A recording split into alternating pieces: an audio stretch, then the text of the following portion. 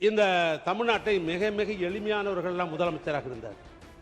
ஓமந்தூர் ராமசாமி ரெட்டியார் செருப்பே போட மாட்டார் இந்த முதலமைச்சர். இந்த டைம்ஸ் ஆஃப் பத்திரிகையில் 5.54 கோடி ரூபாய் மதிப்பிலான இந்த டெண்டர் ஆழ்நிலையில் விடப்படவில்லை. இந்த டெண்டர்ல ஏதோ ஒரு கோளாறு இருக்குதுன்னு டைம்ஸ் ஆஃப் இந்தியா குந்துகிறாங்க. டைம்ஸ் ஆஃப் இந்தியாவை பத்தி சொன்னாரு. கடந்த 5 வருஷத்துடைய அனைத்து பத்திரிகை செய்திகளை எடுத்து போட்டா இந்த துறை ஊழல் மட்டும்தான் செஞ்சிருக்குன்னு சொல்ல முடியும் எங்களாலையும்.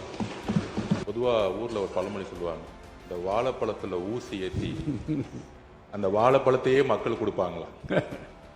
அதுதான் அவருடைய பேச்சோடைய கடைசி சுருக்கம். சூப்பரா இருக்கு அம்மா, எனக்கு இதோட சீக்கிரம் தெரியும். Chocolate sweetened condensed milk from Milky Mist. Aachi Masala. எந்த சமையலும் ருசி தேடும் ரகசியம் 20 ரூபாய். நாடு சுதந்திரம் அடைந்தது பின்பு இந்த தமிழ்நாட்டை மிக மிக எளிமையானவர்கள்லாம் முதலமைச்சராக இருந்தார். ஓமந்தூர் ராமசாமி ரெட்டியார் செருப்பே போட மாட்டார் இந்த முதலமைச்சர். அப்படி ஒரு முதலமைச்சர். அண்ணன் கலைஞர் எல்லாமே எளிமையானவங்க தான் முதலமைச்சராக இருந்தவங்க எல்லாம். அப்ப ஓமந்தூர் ராமசாமி ரெட்டியார், மூதறிஞர் அரஜாஜி, பெருந்தலைவர் காமராஜர், பெரியவர் பக்தவச்சலம், பேரறிஞர் அண்ணா, முத்தமிழறிஞர் கலைஞர், மக்கள் தலைவர் எம்ஜிஆர், அம்மையார் ஜெயலலிதா, ஓ பன்னீர்செல்வம், எங்க ஓ பன்னீர்செல்வம், பக்கத்தில் இருக்கிற முன்னாள் முதலமைச்சர் சகோதரர் எடப்பாடி பழனிசாமி அவர்கள், எங்க தலைவர் திராவிட மாடல் ஆட்சியினுடைய தலைவர் மு.க. ஸ்டாலின், இத்தனை முதலமைச்சர்களும் முதலமைச்சரிலிருந்து இந்த தமிழ்நாட்டுடைய பல்வேறு திட்டங்களை நிறைவேற்றி இருக்கிறார்கள். ஏழ்மையை போக்கி இருக்கிறார்கள். இன்னும் சொல்ல போனால் தமிழ்நாடு வளர்ச்சி என்று இன்றைக்கு இந்தியாவில் இருக்கிற மாநிலங்களிலேயே இன்றைக்கு முதல் மாநிலமாக தமிழ்நாடு திகழ்கிறது என்று சொல்வதற்கு இத்தனை முதலமைச்சர் அந்த அறையிலிருந்து தான் போட்டிருக்கிறாங்க.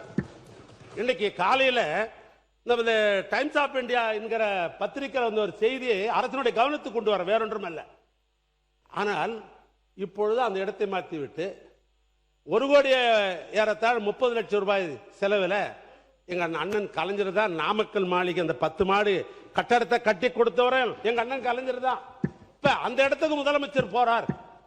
ஏன் கேள்வி என்னன்னா, அது அவருடைய விருப்பம். யார் எந்த அறையை வைப்பது அவருடைய விருப்பம், யார் எந்த டிரைவர் வச்சுக்கிறது என்பது அவருடைய சொந்த விருப்பம். அதில் நான் தலையிட முடியாது. ஆனா இவ்வளவு திட்டங்கள் எல்லாம் இந்த நாட்டுக்கு கொடுத்த அறை இப்படி இருக்கிற பொழுது எங்க அண்ணன் கலைஞர் கட்டிருக்கிற அந்த அறைக்கு போறார் என்பதில் எனக்கு தனிப்பட்ட ஒரு விதத்தில் மகிழ்ச்சி தான். இது பிரிட்டிஷ்காரன் கட்டது, அது தமிழன் கட்டது, அதில் ஒன்றும் மாற்றம் இல்லை. ஆனால் இன்றைய தினம் டைம்ஸ் ஆஃப் பத்திரிகையில் என்ன செய்தி வந்திருக்கிறது சொன்னால், இந்த டைம்ஸ் ஆஃப் பத்திரிகையில் 5.54 கோடி ரூபாய் மதிப்பிலான இந்த டெண்டர் ஆழ்நிலையில் விடப்படவில்லை. இந்த டெண்டர்ல ஏதோ ஒரு கோளாறு இருக்குதுன்னு டைம்ஸ் ஆஃப் இந்தியா குந்துகிறாங்க. அது அமைச்சர் அவர்கள் பதில் அதுக்கு சொல்லட்டும், நான் வேணான்னு சொல்லலை. ஏன்னா இப்போ என் டைம் எடுத்துக்கணும், அதுக்காக சொல்கிறேன். நான் கடைசியாக பதிலில் சொல்லுங்கள். அமைச்சருக்கு அந்த வாய்ப்பு உண்டு, மணிக்கணக்காக கூட நீங்கள் பேசலாம். ஆனால் நான் கேட்க விரும்புவது, ஏன் அந்த அறையிலே இருந்து பணியை பார்க்க வேண்டியதானே? ஏன்னா அங்கே தலைமையினுடைய சங்கத்தினுடைய தலைவர்கள், அதனுடைய பொறுப்பாளர்கள் பேசுகிறாங்க. இங்கே எங்களுக்கு உணவு அருந்ததுக்கு இடம் கிடையாது, எங்களுக்கு புழங்குறதுக்கு இடம் கிடையாது, ஓய்வுக்கு இடம் கிடையாது, இந்த இடத்தை முழுமையாக எடுத்துக்கொண்டோம் என்று சொன்னால் நாங்கள் எங்கே போவது என்ற அந்த ஒரு மர்மிங், அதாவது அங்கே பேசப்படுகிறது. அந்த அதிகாரிகள் அலுவலர்கள் பேசுகிறார்கள். அதையும் முதலமைச்சருடைய கவனத்திற்கு இந்த ஆட்சிக்கு கொண்டு வர நான் விரும்புவது, நீங்க எப்பவுமே இந்த டெண்டர் விஷயத்தில் நாங்கள் பியூரிசி என்று நாங்கள் சொன்னீங்க. ஆனால் டைம்ஸ் ஆஃப் இந்தியாவில் இன்னைக்கு பக்கம் பக்கமாக இந்த டெண்டர் விஷய பணிகள்லாம் நடந்த பின்பு இப்ப ஆன்லைன் டெண்டர் என்று போடப்பட்டிருக்கிறது என்றெல்லாம் பத்திரிகை வந்த செய்தியை மட்டும் உங்களுடைய கவனத்துக்கு கொண்டு வந்து. டைம்ஸ் ஆஃப் இந்தியாவை பத்தி சொன்னாரு.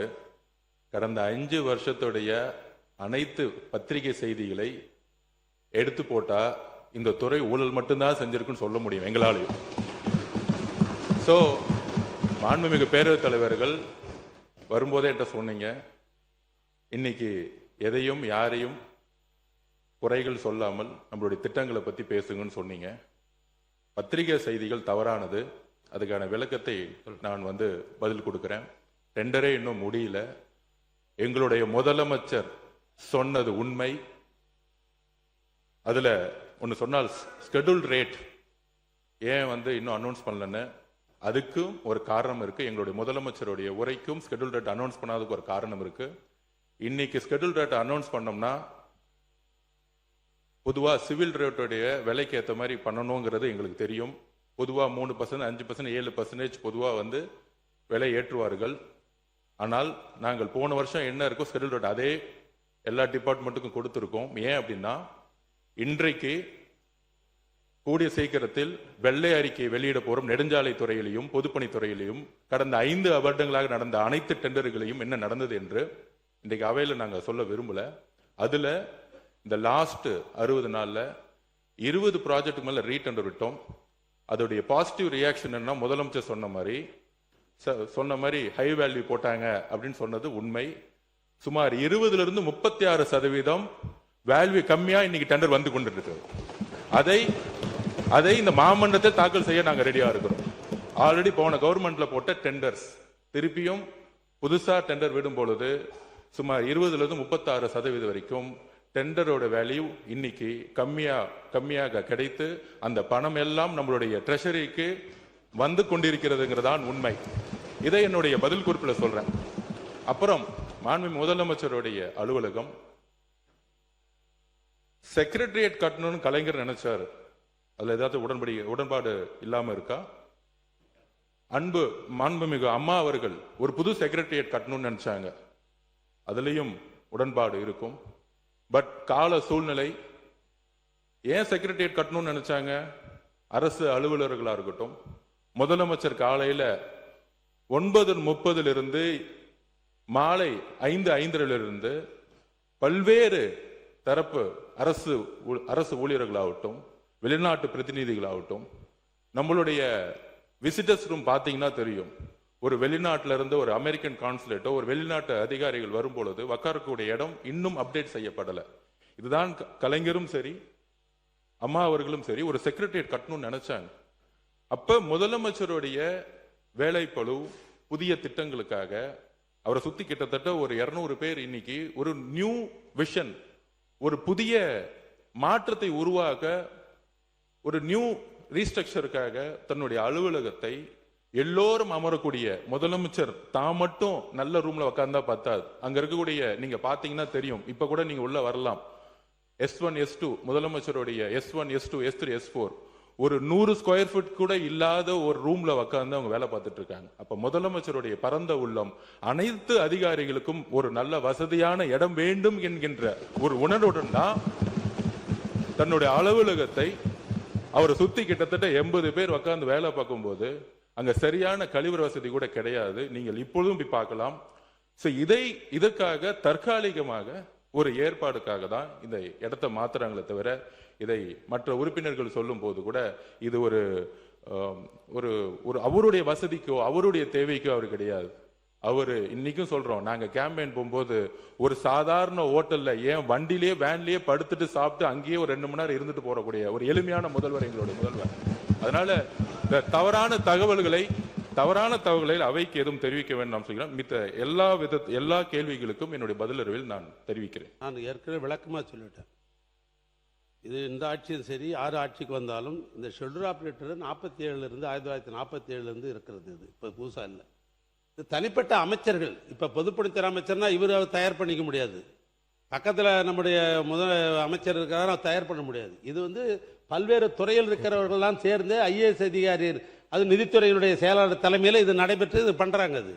இதை வச்சு தான் எஸ்டிமேட் போடுறோம். இதில் யாரும் ரேட்டு ஏற்றிக்கிறது மீண்டும் அமைச்சர் சொல்றார் தவறு.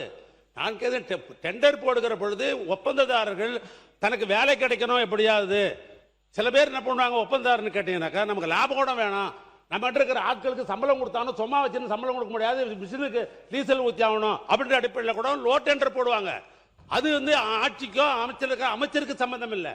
ஏன்னா இந்த ஷெட்யூல் ஆபரேட்டர் முடிச்சுட்டோம்னா டெண்டர் போட்டுட்டோம்னா முடிஞ்சது. இன்னும் சொல்ல போனா இன்னைக்கு அமைச்சர் மானிய கோரிக்கையில் இன்னைக்கு என் துறைக்கு பணம் வேணும்னு உங்ககிட்ட கேட்கிறாரு, பாஸ் பண்ணிட்டா முடிஞ்சிருச்சு அந்த வேலை.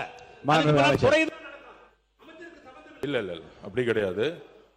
அதிகாரிகள் எந்த திட்டம் திட்டினாலும் அமைச்சருடைய கவனத்திற்கு வராமல் திட்டம் எதையும் ரிலீஸ் பண்ண முடியாது. இது என்னுடைய நேரடி கண்காணிப்புக்கு வந்த பிறகுதான் எல்லா துறையோடைய அதிகாரிகள் சேர்ந்தாலும் ஷெட்யூல் ஆஃப் ரேட் பொதுப்பணித்துறை அமைச்சர்கிட்ட வந்துதான் ரிலீஸ் செய்யப்படும். அதனால் பதிவு பண்ணிட்டேன். போன வருஷம் இருந்த ஷெட்யூல் ஆஃப் ரேட்டை நாங்க மெயின்டைன் பண்ணிட்டு இருக்கோம்.